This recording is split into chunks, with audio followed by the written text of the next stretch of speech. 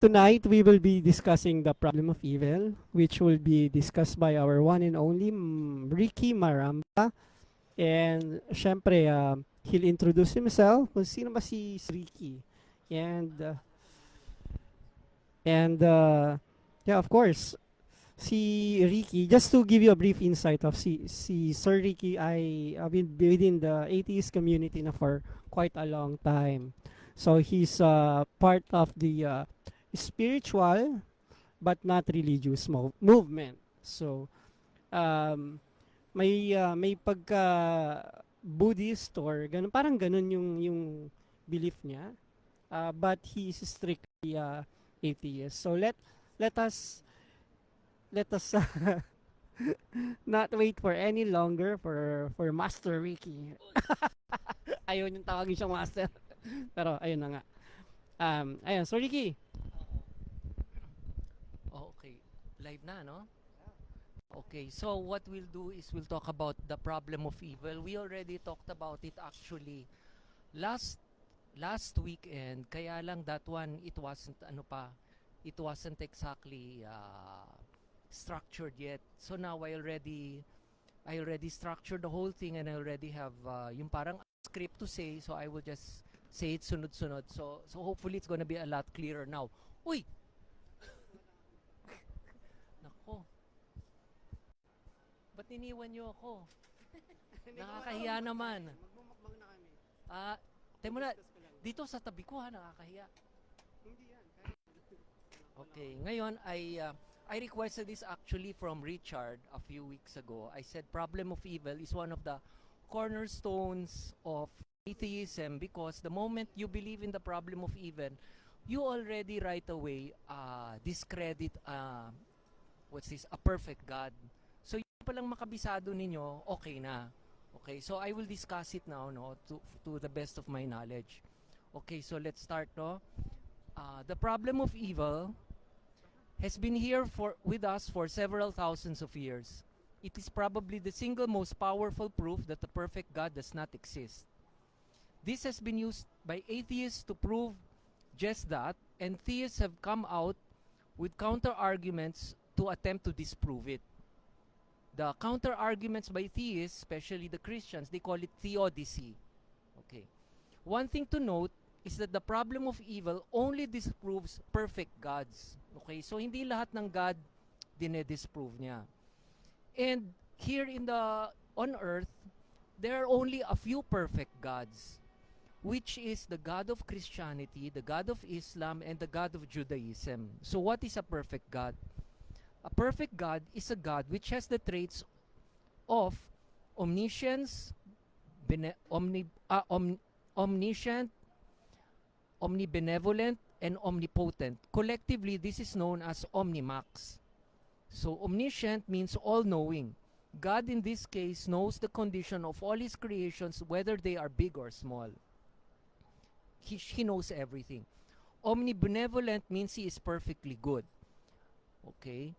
Omnipotent means he is all-powerful. Hence, a perfect God is perfect in everything. He knows everything, he is perfectly good, and he is all-powerful. There is nothing more to be wanted for him to prove. You can also probably say that he controls the laws of nature and all that. So now, with the definition of a perfect God out of the way, we proceed with the discussion of problem of evil. In a very simple form, the problem of evil would be like this. 1a, a perfect God's omniscience would know that evil exists in the world and would know every little space of his creation where evil exists in. Okay. 1b, a perfect God's omnibenevolence would want to get rid of all that evil. Of course, he's benevolent, okay? And 1c, a perfect God's omnipotence would have the power to do so. Okay. Okay, number 2, there is evil in the world. Therefore, a perfect God does not exist. So there, it is that simple. However, before we continue, I would want to make a few notes to the viewers. This only refers to a perfect God. Firstly, to remind you okay, this refers to a perfect God, one that is omnimax, meaning again that God is omniscient, omnibenevolent, and omnipotent. This does not, this in no way refutes so-called imperfect gods. If you will research, there are only a few gods which fit this category. They say the gods which fit into this category are the gods of Christianity, Islam, and Judaism. All other gods are not considered omnimax. If you look at Greek and Roman gods, you will know what I mean. They just act like a group of powerful men or superheroes. There may be other gods, however, which may be considered perfect. These are the gods which supposedly created the material world. However, do not be swayed by this idea just because a powerful being that created the universe is not necessarily perfect. He is powerful, but he's not necessarily perfect. Like he doesn't have to be perfectly good, or he doesn't have to know everything. He's just powerful. Okay. Now, notes to the atheists. As for the atheists, the problem of evil does not refute imperfect gods, just as they do not refute the afterlife. So even assuming the problem of evil were true, okay, it doesn't mean that the afterlife is not true. Spirits are not true, ghosts are not true, and the rest of the supernatural is not true. Okay. Now, note specifically for the theists. As for the theists, this discussion is supposed to be rational. It is not emotional. It may be highly uncomfortable to be told that your God does not exist, since your God was initially proposed to be perfect by your religion. Sad to say, but discomfort does not mean that the idea is wrong. Wait, you have any questions from there? Yes, yes. Oo. So basically ganito, no? God is perfect, He knows everything. He is omnibenevolent, He is perfectly good, and He is perfectly powerful. Therefore, He has the power, the knowledge, and the goodness to take off all evil. There is evil, therefore, a perfect God does not exist. That's how simple it is. Okay, question. Ay. So my first question po kasi is, ano po, nakuha ko po tong idea na po ito na bilang ano, ex-Christian po kasi ako, so I know the fundamentals of Christianity. So the fundamentals of Christianity says there's something called the necessity of evil.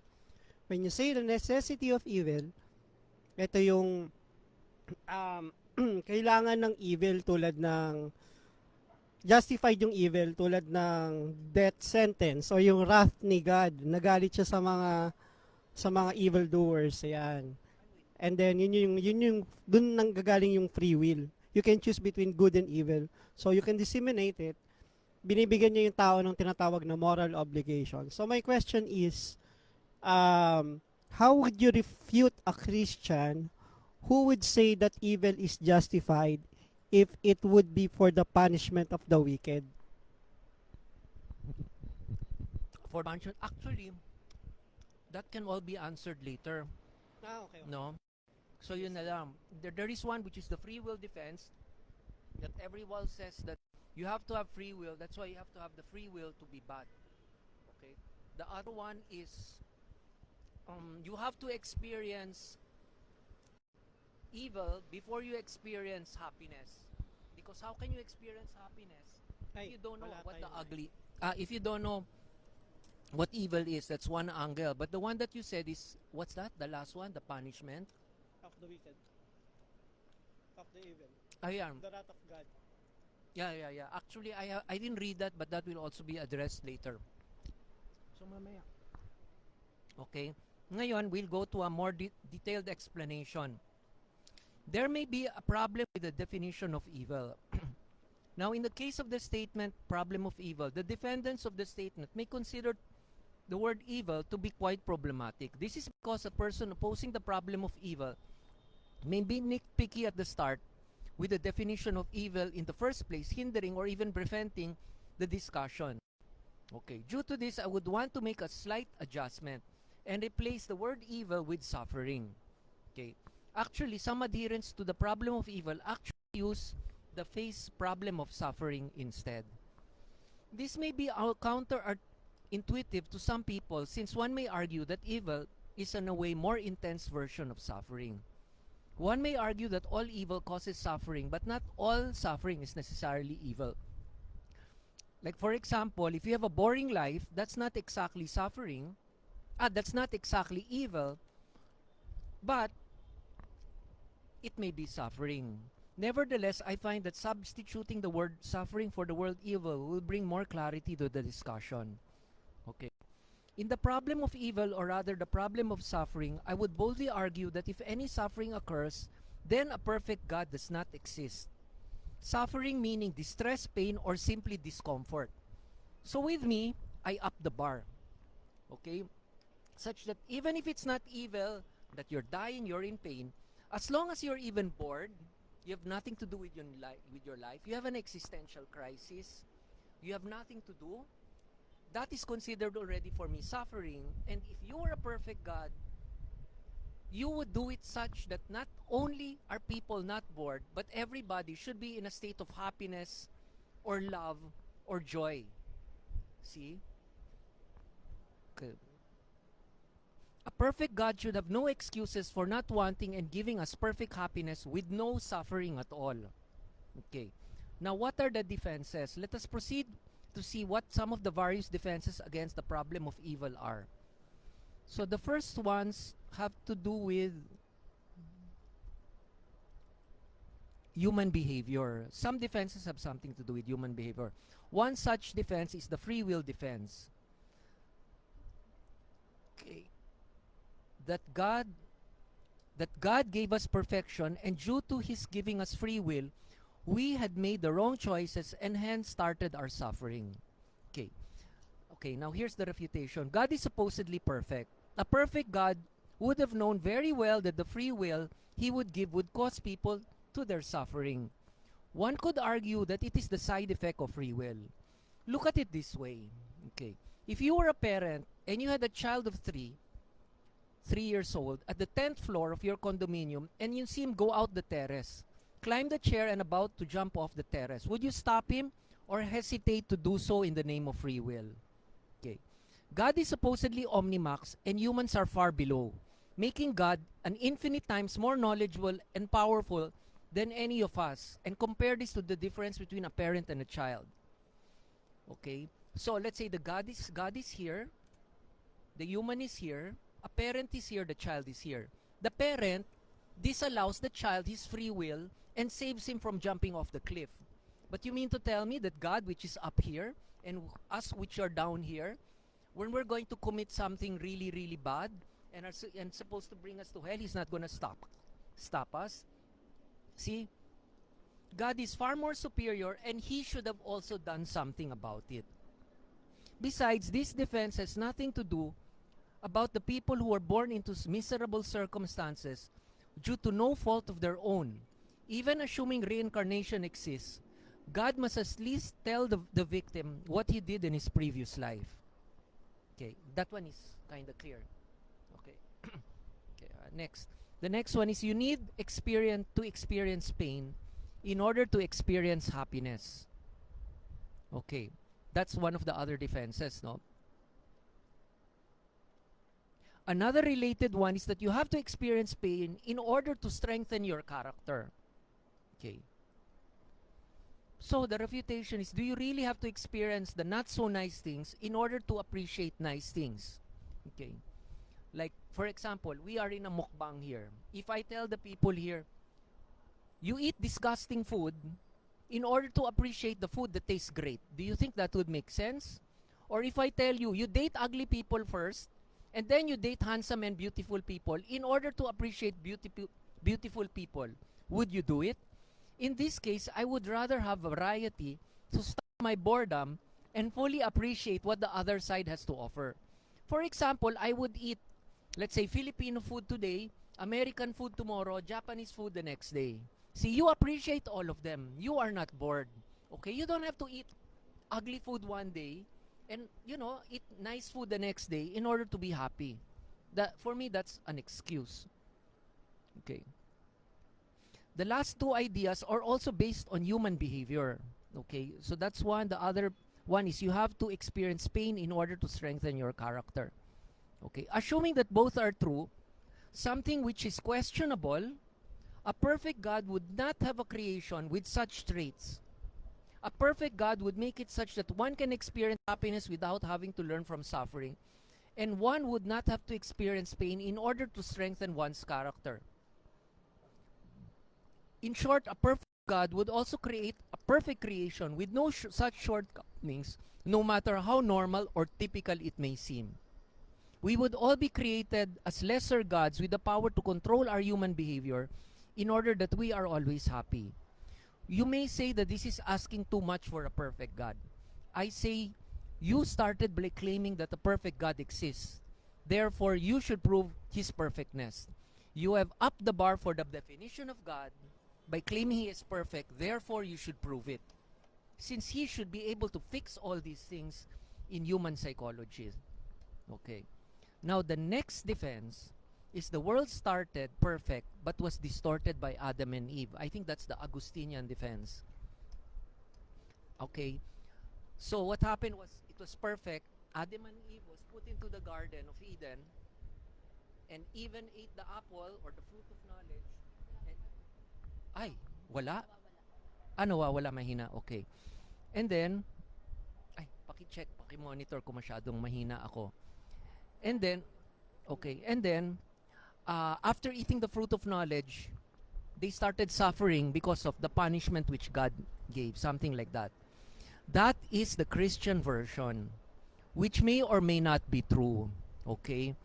There is a Gnostic version which says that the Old Testament God is evil and forbade Adam and Eve from eating the apple since it would make them gods, okay? See, so, assuming that the Christian version is true, then maybe, okay? But assuming that the Gnostic version is true, then that is a different story, okay? Now, if you want to know what the Gnostic version is, you just go to YouTube and search for Morgue Official, that's one word, MORGUEOFFICEAL,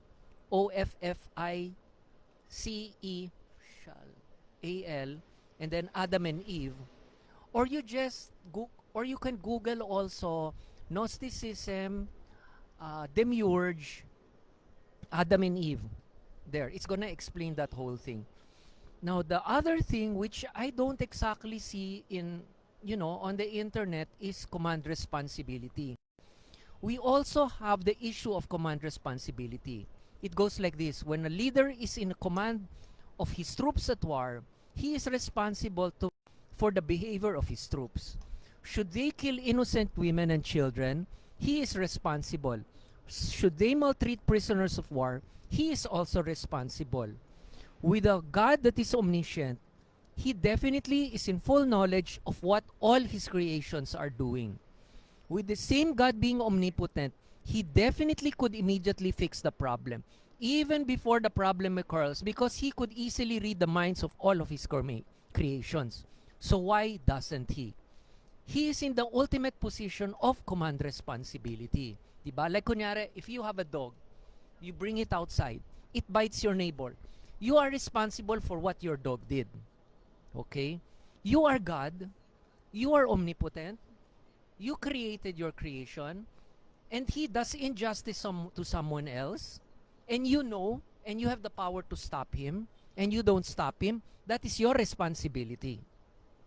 Okay. No excuses on free will. The dog has free will. Also, same question. So my question po is, bakit po siya? Kasi siya po kasi yung God eh. Kasi, I mean, bakit po siya yung sisisihin nyo? Siya po yung gumawa doon. Although siya yung gumawa doon, binigyan niya ng free will. Pero siya kasi yung authority eh. So siya yung gagawa ng rules. Hindi siya yung pa-follow ng rules kasi siya yung God eh. Yeah, pwede yon. If he's omnipotent, he is God, he makes the rules. If you don't suck his ass, he's gonna bring you to hell. We are live. Yeah, we're live, no? No bad words. Pasensya na, nanggigigil ako eh. Yeah, if you don't, diba? It's like that eh, no? There are really, nababan tayo sa Facebook. It's really like that eh. That's the way some gods act eh, no? So yeah, pwede he's omnipotent. But would you call him omnibenevolent? Let's say if you were a god, no? And you are of a sane mind with no insecurity. Would you expect your creations to worship you? Why? What the hell for? Hindi ka naman insecure eh. You don't have a narcissistic personality disorder eh. See? So you don't have to do that. No? But if you're omnipotent, granted, yeah, that can be. No? He will tell you all those rules which, he knows very well that you cannot follow. So that, when you're having a hard time, he's gonna give you suffering and then you'll have to pray for him and it's good for his ego. Yun, maybe. He's no? But a perfect God is not going to be like that.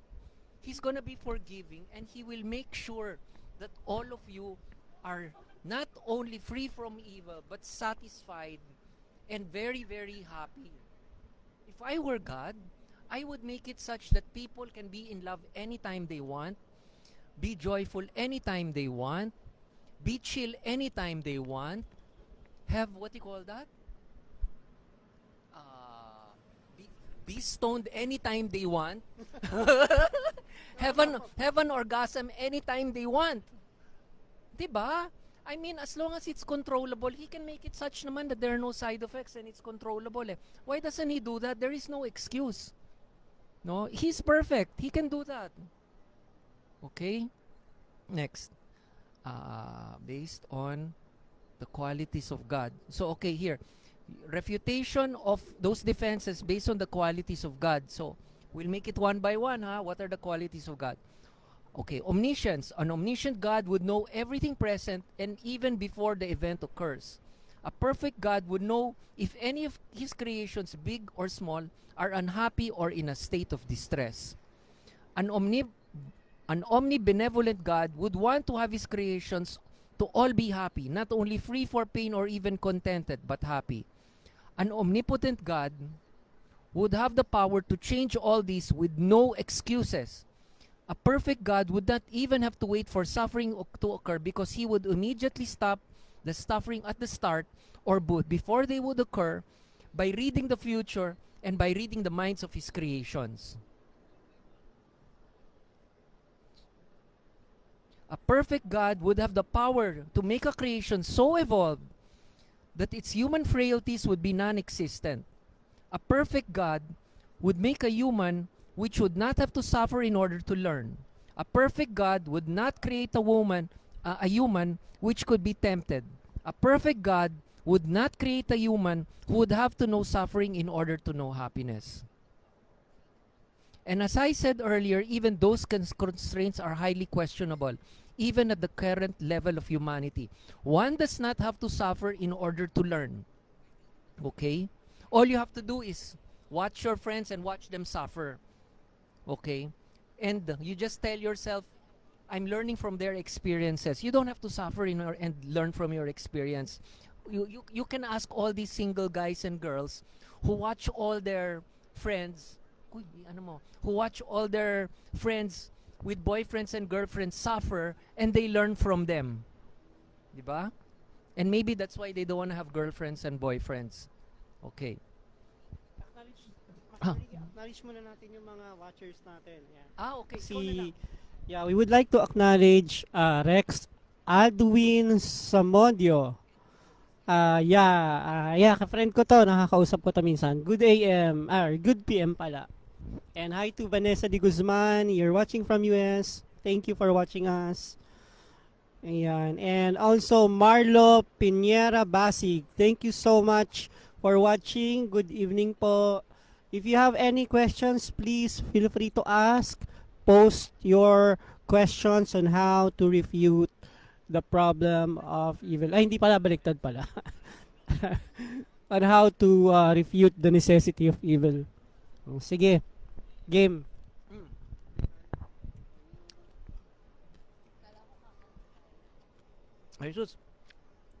Okay, one does not have to suffer in order to learn. One can prevent being tempted if the environment... Okay, just in case medyo you got lost, the subtopic here is, and as said earlier, even with those constraints, they are highly questionable. One does not have to suffer in order to learn, right? One can prevent being tempted even if the environment was perfect in the first place. Free will does not necessarily bring about suffering. Okay. A way which makes sense of these things, just stated about, okay. If you want to take a look, you look at the computer gaming scene. Okay. The game creator is God. In a computer game, the game creator is like a God. God in this case exists outside of the software. It's like he is transcendent. If the characters of the game were conscious and tried to perceive God, he would be unknowable, he would be transcendent in a place which they would not understand. Okay. Because it's like the characters are in the software. Okay. So if you're in the software, no, in the hard drive, how can you know someone who is in the flesh? That's my point. Okay. The game creator is not perfect, but assumed to be, since he has the power of changing the structure of the game, the characters, the locations, and even the erase the game from his computer at will. It's like if the whole universe were plunged into a black hole, it's gone. See? So I'm making like an analogy. Okay? And if you'll notice, the game creator here, a person is not perfect, okay, but he has done all this. If the characters in the game have consciousness, they will consider that the game creator is omnipotent. Okay. This talk is done through, okay, assume that you, the player, are a protagonist in a shooting game. Okay. So like yung mga cellphone games, desktop games, of course, I'm sure you have all tried some shooting games like Counter-Strike, PUBG, things like that, ano? Okay. God, the game creator, has given you, the shooter, in the computer game, the power of free will to roam around the landscape at will. This is especially true in an open world game. Okay, kasi the other games, you're supposed to have certain missions. You do this, you do that. Okay, now the game I'm playing, Ghost Recon Breakpoint or Ghost Recon Wildlands, you're practically running in an area 40 kilometers by 40 kilometers. You can do as you please. Okay, so it's like, I feel like I'm a creator and I'm here running around all over the place, no? And not only can I run to a different location, I can teleport to another location at will. Okay. I have the power to change my appearance, my gender, the color of my skin, add tattoos, clothing, and even the guns I carry, even the attachments and all that. On the scenery alone, Sophistic Games will even allow you to change the season and even the time of day. Okay. There's this driving game I play. I forgot the name, but every 2 weeks, the season changes to the next season. So it's possible you're summer now, and then in winter, the lake is frozen, and you can drive on the lake. See? The thing is, why didn't God do it that way? Why the hell do we have to suffer? Okay? Imagine in that car game, sometimes when we talk, they say, I have a nice BMW now. I have a nice 4x4 pala, game lang siya. Why can't God, do the same things to us? Okay. You do not have to suffer in order to experience happiness. When you get shot, you are not in pain. When you die, you can be brought to life again at the start of a new round of the game. Isn't it when you play Counter-Strike, PUBG, when you shoot each other, are you in pain? Wala naman eh. Diba? When you die, do you worry and do you cry? No, you just respawn and then play again. Okay. If I were God and I were truly perfect, I would make my creations just like a game developer makes his games.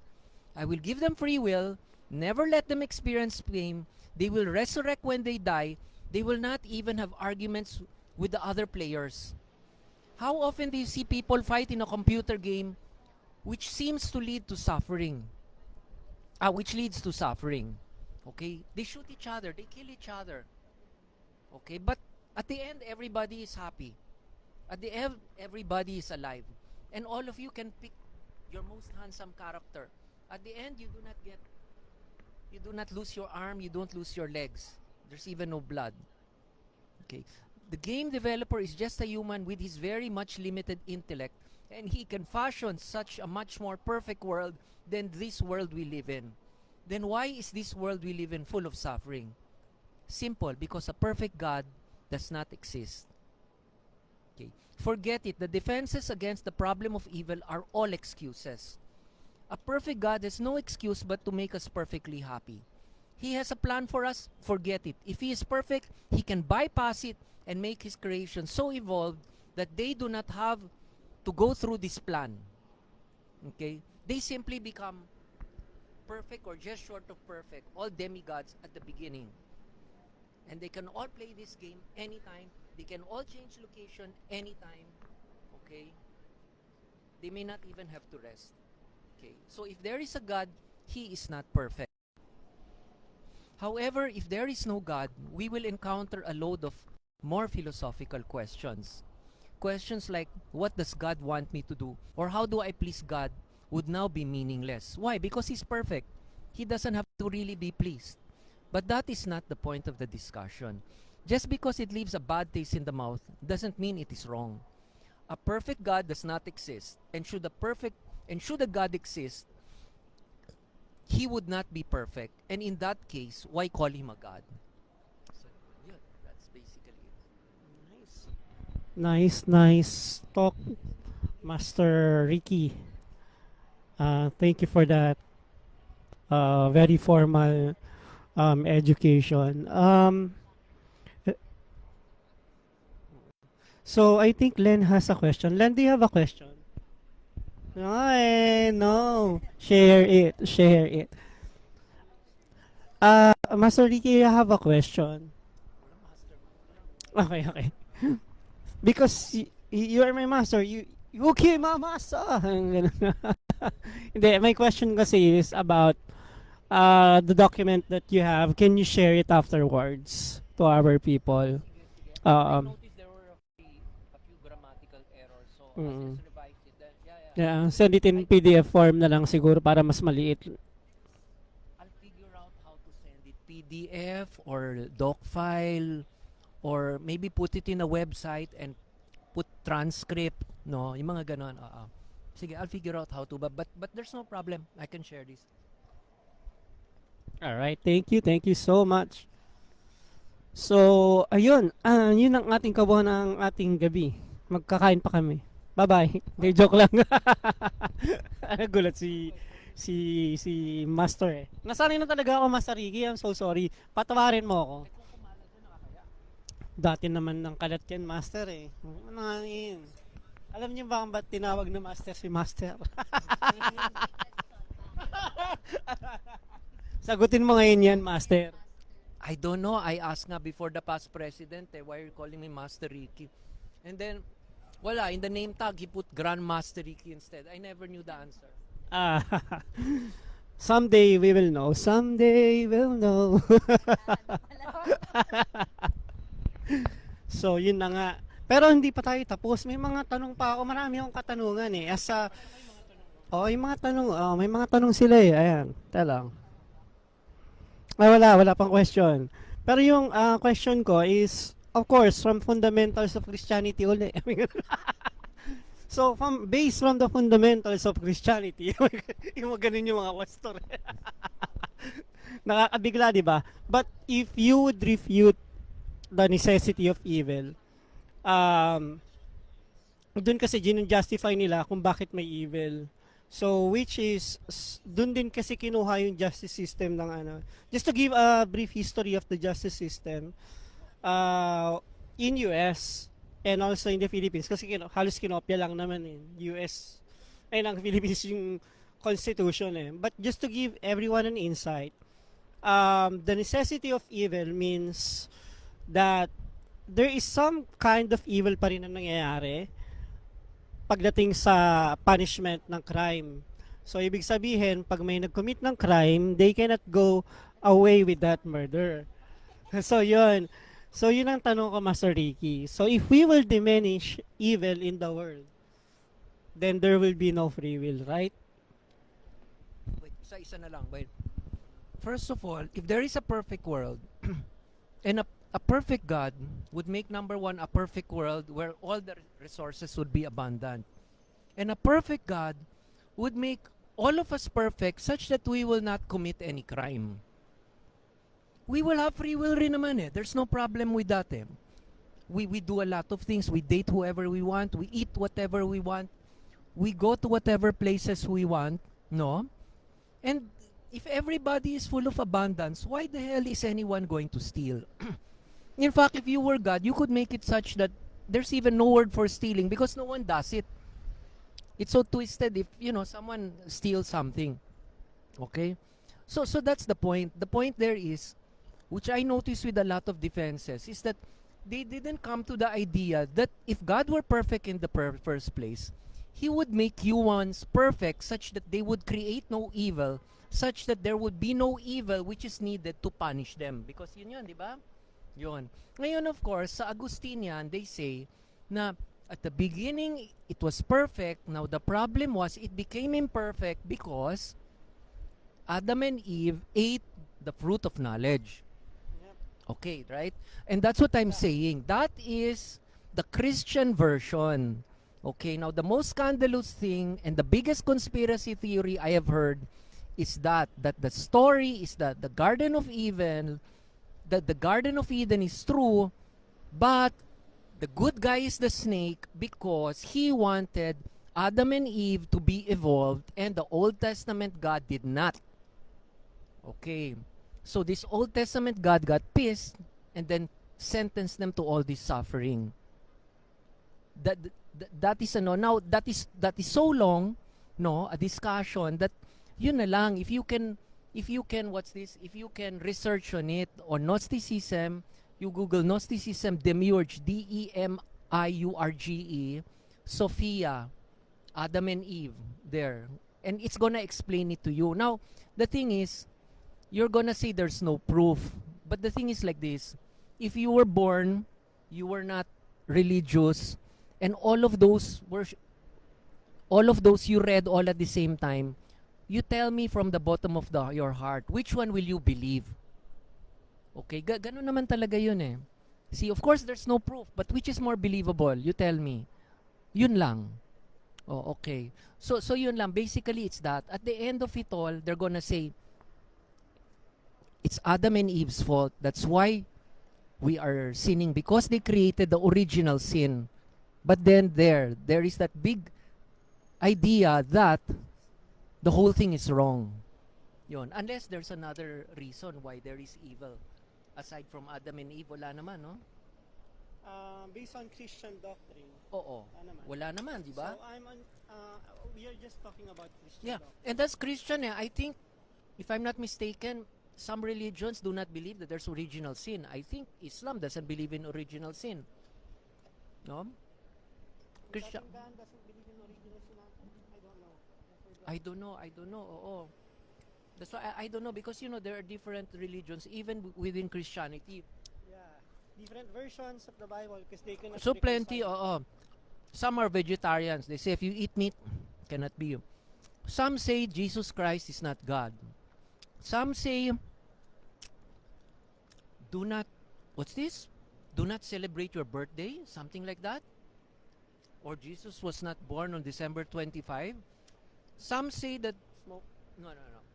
Is Some it okay to smoke there? here, I guess so. Grabe naman, Mhm. open air. Mm. And then some say that when you die, you're gonna become a god. There's actually a Christian version like that. No, I got shocked when he said it. So I said, yeah, there is. I think it's What denomination? the one in Utah. What do you call that? I forgot. Basta may ganun eh. Oo, when you die, you will be a god. Then you will create your own worlds. Something like that. Christian yan, ah. So, yun nga, that's the funny thing. I mean, when they all talk, you think they're all united. But actually, sila nag-aaway-away. May follow-up question pa, Master. Hmm. I have a follow-up question. Sorry, I have a lot of questions eh. Because I know na konti lang naman na magtatanong today. But my follow-up question is, we talked about murder. If limbawa may pumatay, we have to serve them justice, diba? So justice is some kind of evil because, for example, death penalty. Ayan.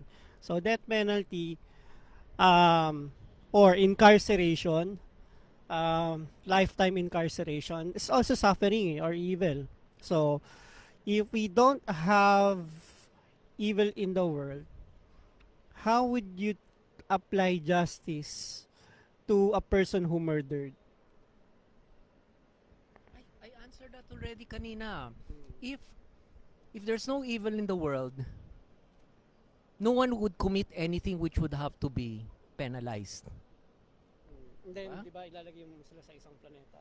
Ha, iba naman yun. Eh, Oo. yan naman na, No, no, no. Well, what I was telling Richard earlier is, if God is perfect, what you can do is the moment, and of course, God is omniscient, He can read all the minds of people, no? The moment God feels that the people are gonna do something bad, He will warn them who you're about to make a sin. Okay, if they persist, they can all go to a different planet so that all the nice people are in one planet, all the crazy people are in another planet. I mean, there are so many things naman you can do, right? But as I said nga, if it's a perfect God, He would make it such that no one, He would give the world with so much abundance and make people with no greed that everyone's going to be happy. No? No problem. Everyone's handsome. Everyone's beautiful. Everyone's buff. Everyone dates everyone. No unwanted pregnancies. Di ba there's so many things you can do eh. That's why of course you have to wonder eh, how come it wasn't done? To test you? What the hell for? No? You're God. You can change the psychology of the person. Take off all his frailties. No problem. And even with human frailties, there's a country in Scandinavia. It's so perfect that, and it's godless. It's godless, huh? And it's so perfect that it's easy to find a job. That is before the lockdown. And the hardest job to find. However, if you're a prison warden, you're a prison guard, you might lose your job because there's so little prisoners through there. That's what I heard. Oh, it's like that there. Oh. See, because the system is so nice. See, now here you are. You're a perfect God, and you cannot fix this. Nah, I don't think so. Ay, fries, wala na. Ano ba? Takoyaki. Ay, fork na lang.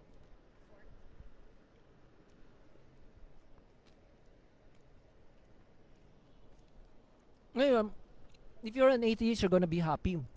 If you're an theist, you're gonna say, assuming that is true, do you believe in other lesser gods? Me, I'm not exactly an atheist. I'm an atheist in the sense that I don't believe in a perfect God. And what's this? And if there is a lesser God that's not perfect, I wouldn't call him God because he's not perfect. Because for me, if I would just call him an alien. Now, if you say he's not in the physical world, then he's an alien which lives in another universe, following multiverse theory. Okay, so ganun lang kasimple yun, no?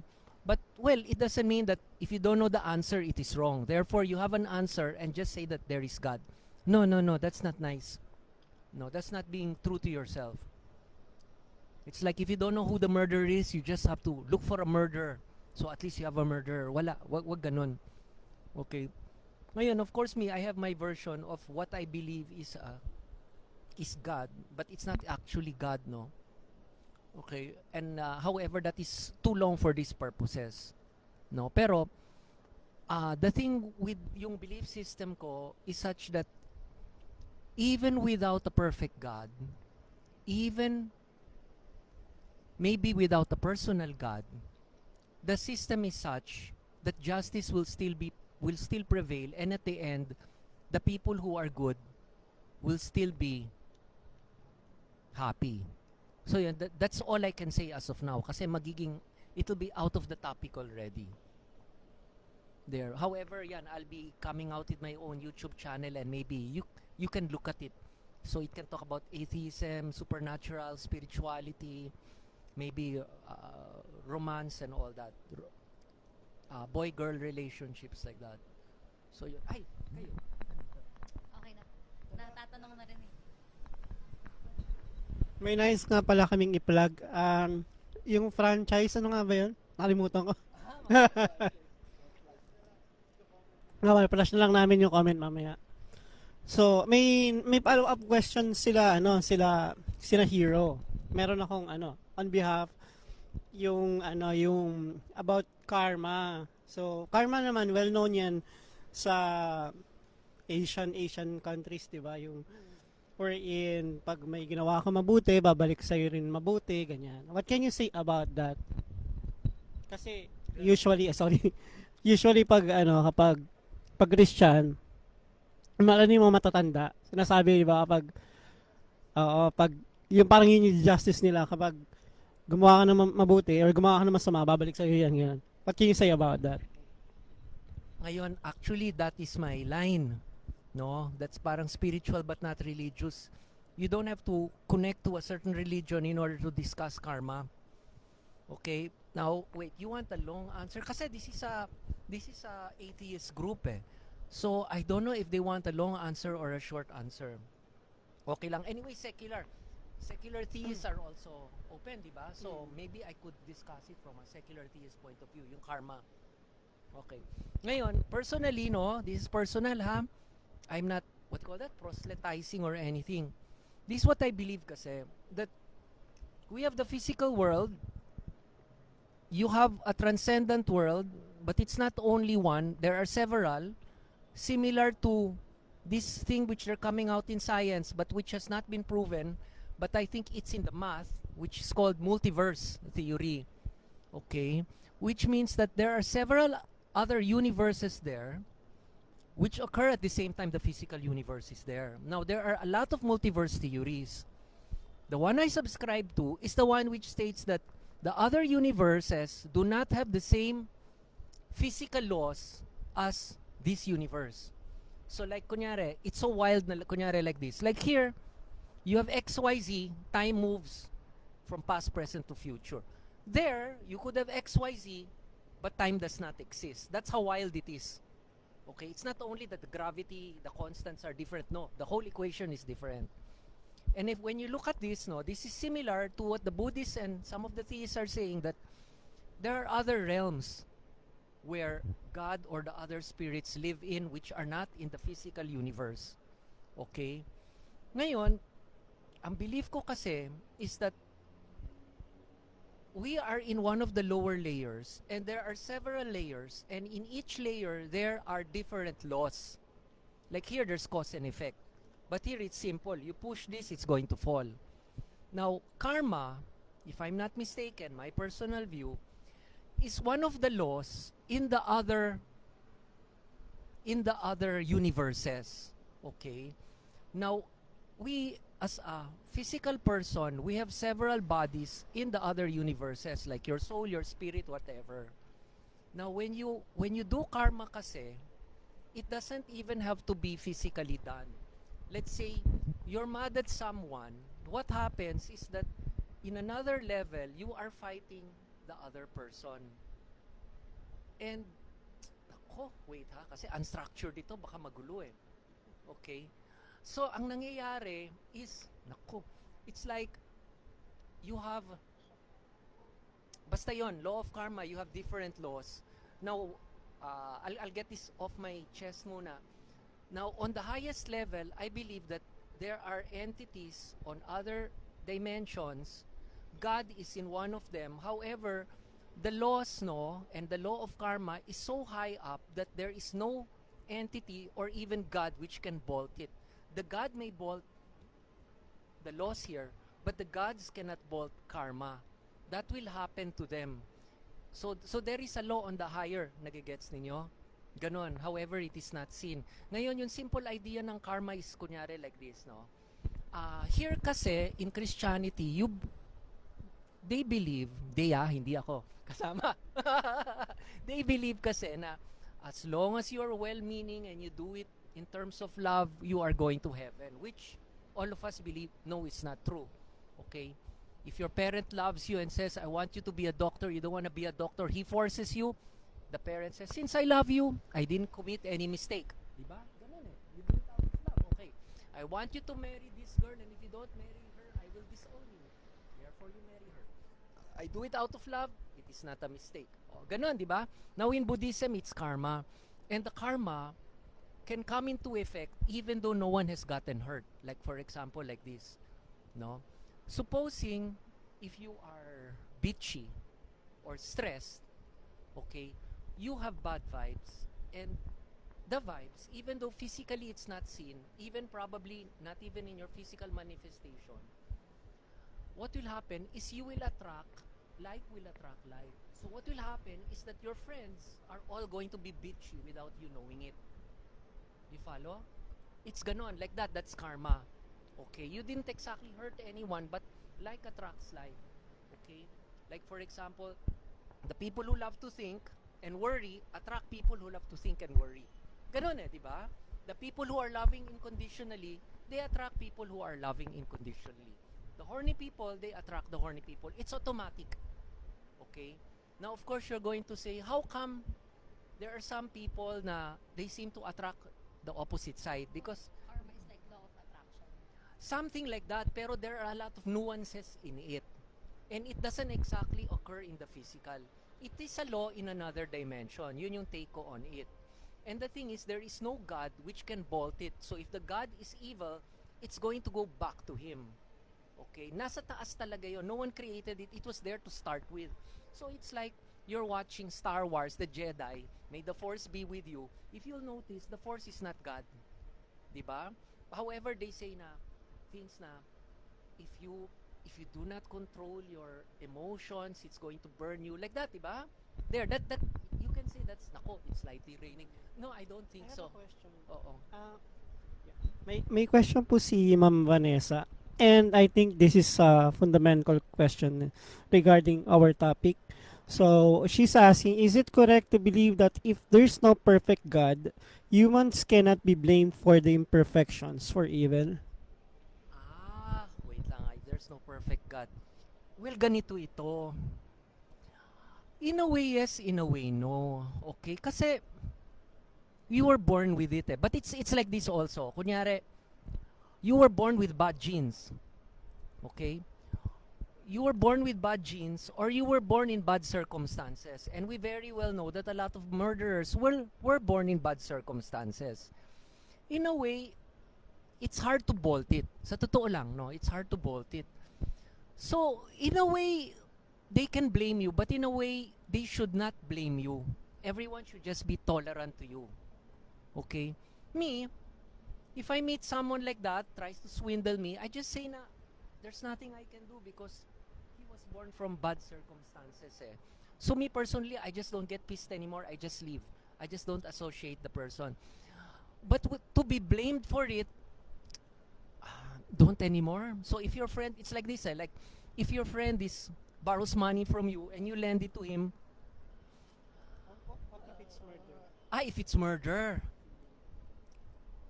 well, that's why there is forgiveness eh. In a way, you should be blamed, but in a way you shouldn't, because there are some people who have been with such bad circumstances na talagang wala na. You get it? That's why with me, there's always forgiveness. And the thing is, which I personally do, is I make it na lang such that I don't meet people like that. Because, well, nako. Well, ganun rin. Actually, I personally know a lot of women who've been raped. It's very, very emotional because a lot of them have come to me. They've become my good friend, and they treat me like, oh my God. Actually, we can move it there. No? To be continued, Ma'am Vanessa, medyo umambon lang. Lilipat na kami ng area. Just a few minutes lang. Just a few minutes. We'll just leave there. Okay? So, one moment.